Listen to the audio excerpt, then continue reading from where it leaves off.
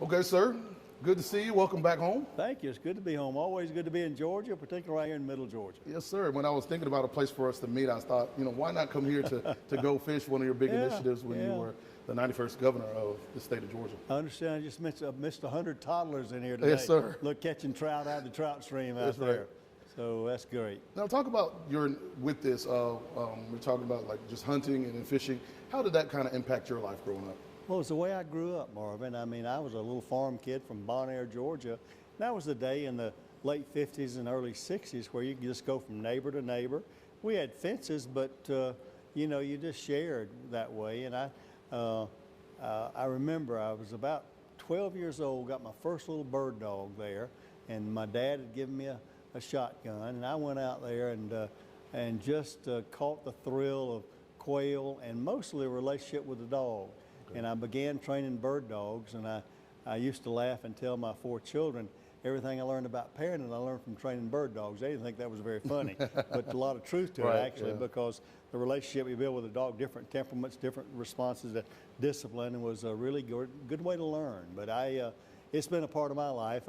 My granddad primarily was a big fisherman, and he took me to the old Mulgy River there. And I remember those big old beautiful red breasts coming out of those creeks and fishing down there. It was just memories that you don't ever forget. A great way to grow up. And is that what you had in mind when you envisioned this building here? I had no idea, other than realize when I got to be governor, I started looking at the numbers of how Alabama and Florida and South Carolina and Tennessee were getting all these big tournaments. And we had just as good a reservoirs and just as good water in D.C. as these other states, but we'd never taken advantage of it. And much of the limitations was access, boat access to the great reservoirs we had. So that's where we came up with the great wholesome idea of Go Fish Georgia and all the things, including the education about water, watersheds, water quality, and the quality of our wildlife, quality of water, depends on the quality of fish, and all that kind of thing. I'm proud of it. It's amazing as you see young kids come through here, their eyes get open, they're interactive displays, and it's a great venue. So let's talk a little bit about, since you've taken over the Secretary of Agriculture, you're in D.C. now. It's a little different with the weather.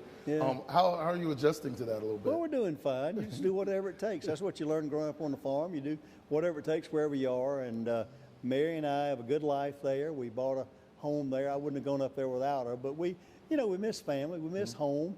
It's a good job, a great constituency, and I love the people all across the country. I've gotten to see things I never would have get to see and witness the different technology of agriculture. But the people are so much the same, south, north, east, west, just great agricultural farmer, rancher people. They're the heartbeat of America. One thing you did get a chance to witness was the Nationals winning the World Series. How did you take that being a Braves fan? I didn't witness it too good.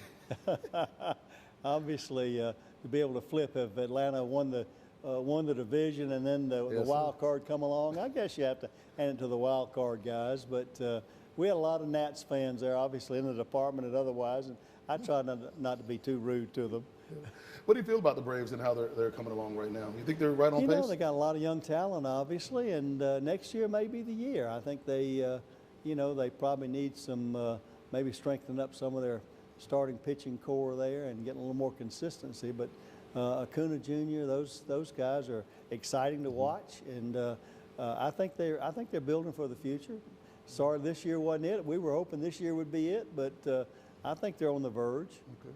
Now, you're not just a baseball fan, you're a former baseball player. Talk about your history playing a little baseball. Well, I remember when the kids won the Little League World Series. That's right, 2007. Great memory. I think it was 50 years before I'd been in my first playoff at the Little League. We weren't quite so successful, but nonetheless, the lessons you learn in Little League baseball and the teamwork there.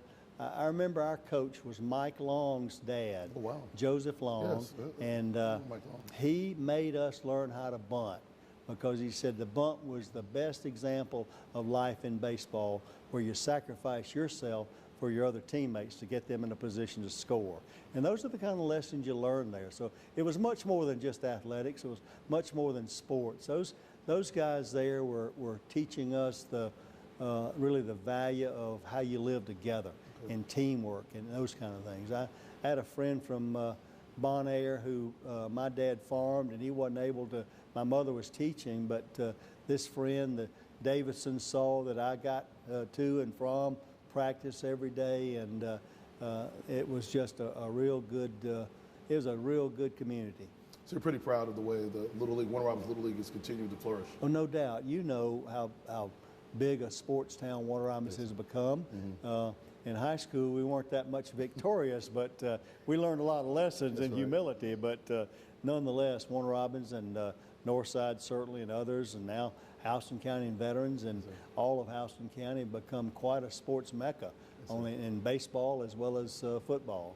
I'll talk about your days playing quarterback at Warner Robins. A lot of people don't really know about those times. Let's talk about that. Just like I was telling you, Marvin, the older I get, the faster I was. That's right. That's right.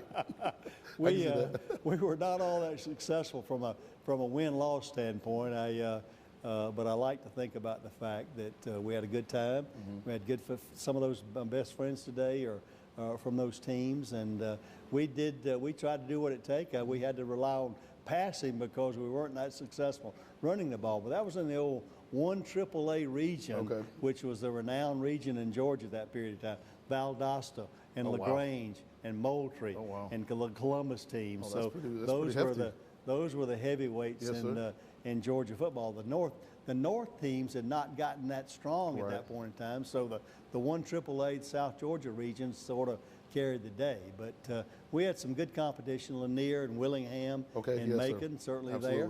And but it was good. It was great fun. But we had to pass the ball, and had a little success there. It made me think I could play at the higher level. And while I had some scholarship offers from out of state, I wanted to go to veterinary school. So I knew Athens and University of Georgia was a place to go to veterinary school. So I chose to walk on up there and Coach Dooley's second year.